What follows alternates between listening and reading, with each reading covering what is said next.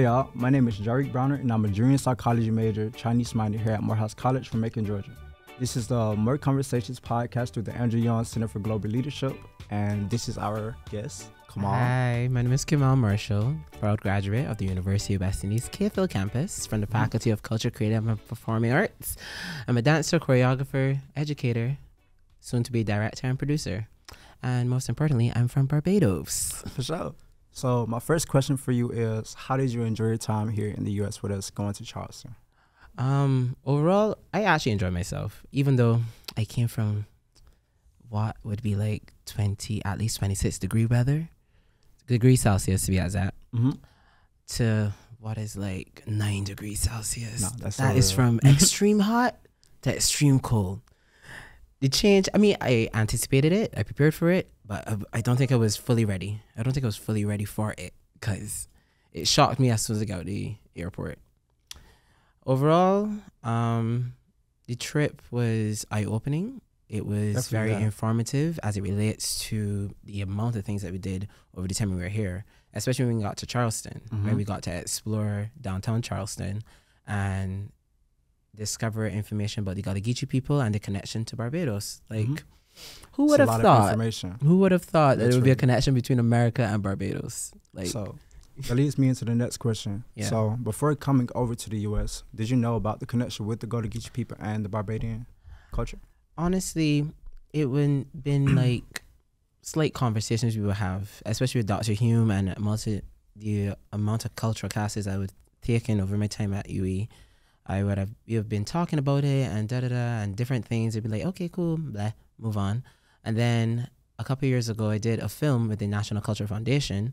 Well, it was an extra in the film. I didn't do the film, but anyways, where it was called, I don't remember the exact name of the film, but it's something about something Bajan Carolinas, Barbadian Carolinas, something like that, where it delved into the idea of this individual who had relatives in Charleston. So with that, I was like, oh, so there's a connection between probably North and South Carolina and Barbados. Okay, this is cute. This is cool. And we moved on and then continued life like normal. That's all right. That's all right. It's like, to me, it was just interesting because before going, well, first off, when I first took the option to take the course, I didn't even know that we were going to be going to Charleston. So to learn that we were going to Charleston and learn about the Gullah Geechee community and the Barbadian community, that of which I've been doing work with over the past year, it was just eye-opening because before that, I didn't know that there was a connection between Barbados and Charleston. Okay. So through that leads me into the next question, which is, because we went to Rise too, which when we had first started. Right. So I know that you're a dancer. How is it that you want to incorporate arts into Barbadian culture? Not that it's not already there, but more so in the sense of, in terms of what you're doing and with the history type deal. Okay, if I understand your question, hopefully, how you want to ask how you want to use the art to help with the Barbadian culture? For sure, in the sense of pertaining to the things that we had learned on the trip. Okay, touching back on Rise, me as an artist, I constantly use art as a tool for recovery, as a tool for therapy, as a tool for making myself feel better, as a tool for processing a lot of my experiences. So the experience there with Alexia, if that's her name, I hope so. It was just refreshing, and it allowed me to remember why I'm an artist, because I create for the audience, I create for the people, I create for those who don't have a voice in the arts, for them to see themselves on stage, for them to hear themselves in a capacity that they don't usually hear themselves. So as it relates to the arts in Barbados, it is sadly something that isn't greatly put up there on a scale like how a doctor or even a psychologist would be placed on a scale. Like, the artists are only seen as useful when it comes to like a cultural event, a cultural time of the year, like when they want dancers on stage, when they want an actor to help carry on a story, rather than throughout the year, throughout the thing, where we don't even realize it, that dance, theater, and music are constant factors in our lives. Literally, like everything, especially as Black people. Like, we would sit on the table and just start creating music out of nowhere. Everything, every time we move, that's a dance. Whether it is formal or informal, that's a dance. How we speak, how we talk to one another, that is performance in itself, right? So it's be real shocking to know that these people be like, yeah, he's an actor, yeah. No, And then so brush real. it aside. So for me, learning from Rise, I want to take back all the information. Well, try to take back all the information that I was given at that beautiful place and pass it on to my fellow dancers, pass it on to my fellow actors, pass it on to my fellow musicians, to help everybody realize that we are greater than just what we create. We could use it to make a difference, you know, to help so people. Yeah. Gotcha. So I know that you're queer.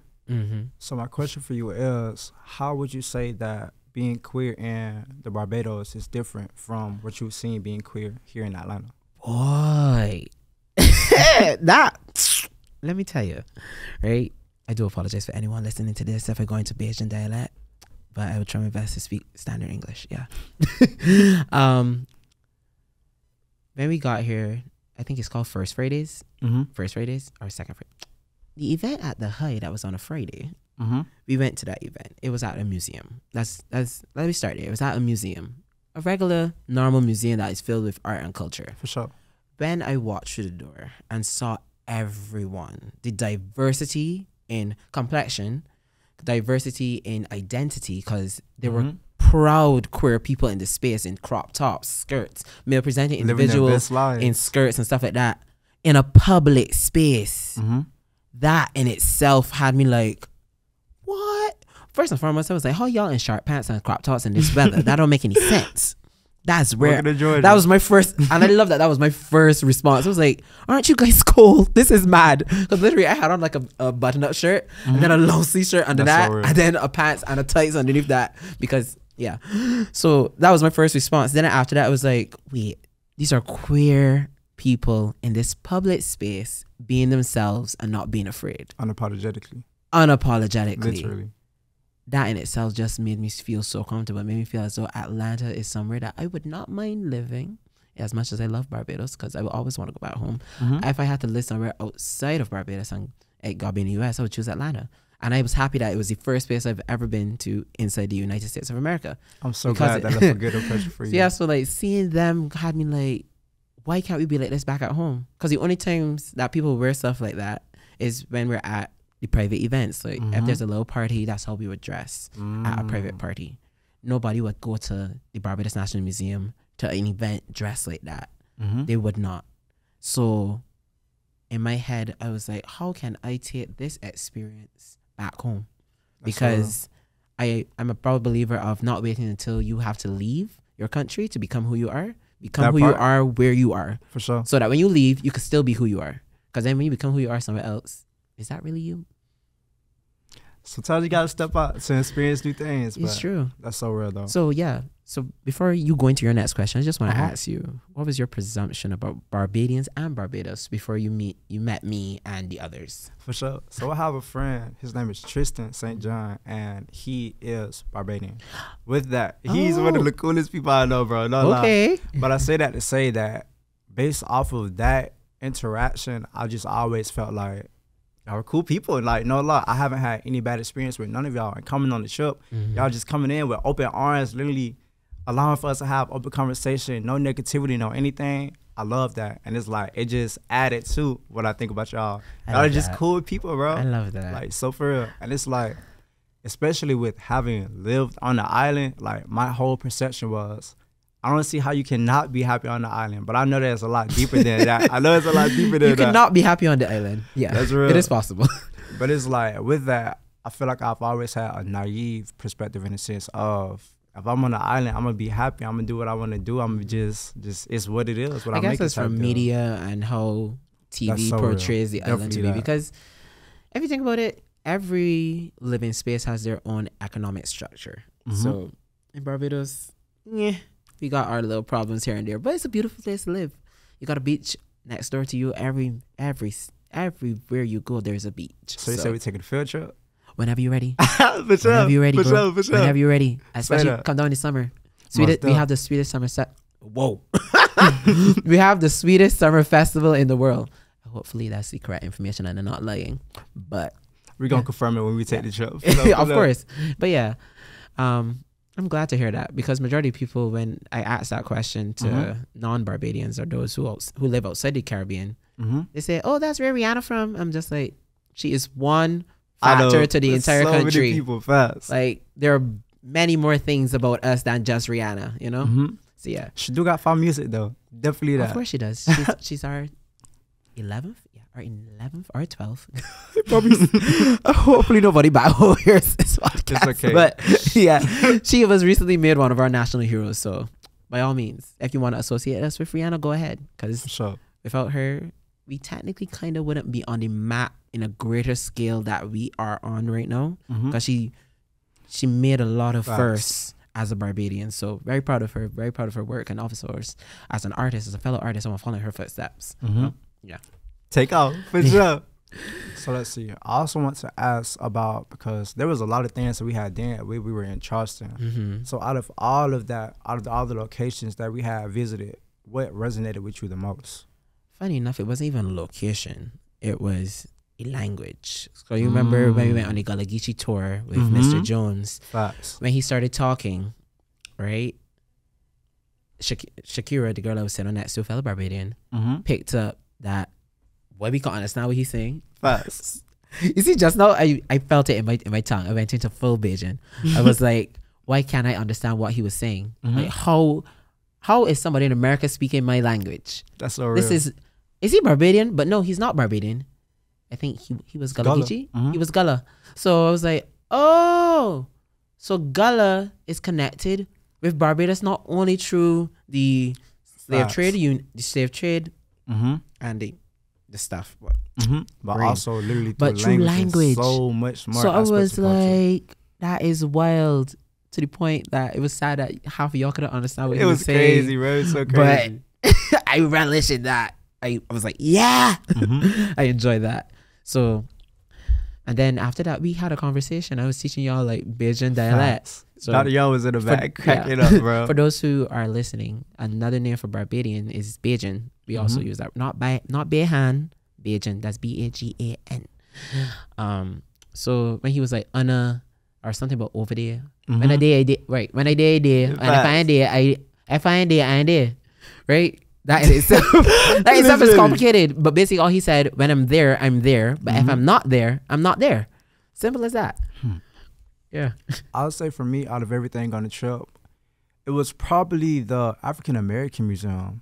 Because it's like, that was my first time seeing a museum of that kind. And on top of that, it was just so modern in the sense of it encapsulated history, I feel like, so well, going all the way back from the 1400s to modern day. Yep. On top of having a combination of the historical facts you could simply read, or if you wanted to, you could either just walk down and watch the videos and everything. It's true. It was beautiful. And for me, when I went to a museum, and due to the fact it was my first ever international museum to ever be inside of, I felt so delighted to just see Barbados depicted in different places. I was like, oh, everybody get it. Like, there are people outside of Barbados that will know about Barbados beyond just Rihanna. Like, literally, there was a photo of Bridgetown, and I said, I need to take a picture of this photo, and I did. And what's not. So that in itself was beautiful. Like, every text you're reading, you're reading about the experience of slaves in Barbados before they got to the Americas and stuff like that. And then when it got to the other side, I read about the Bossa Revolution, which is very monumental in Barbados. So it's like, there are people outside of Barbados that can know our history. Literally. But they just come to this museum, or even if, hopefully it's on their website somewhere. But so people will know about Barbados and what we have to offer. Even in same visual stuff that you mentioned, our president was there. And from the moment she popped up, all of us were like, oh my God. Like, I call everybody auntie and uncle. So I was like, Auntie Sandra, there's soap on the screen. What?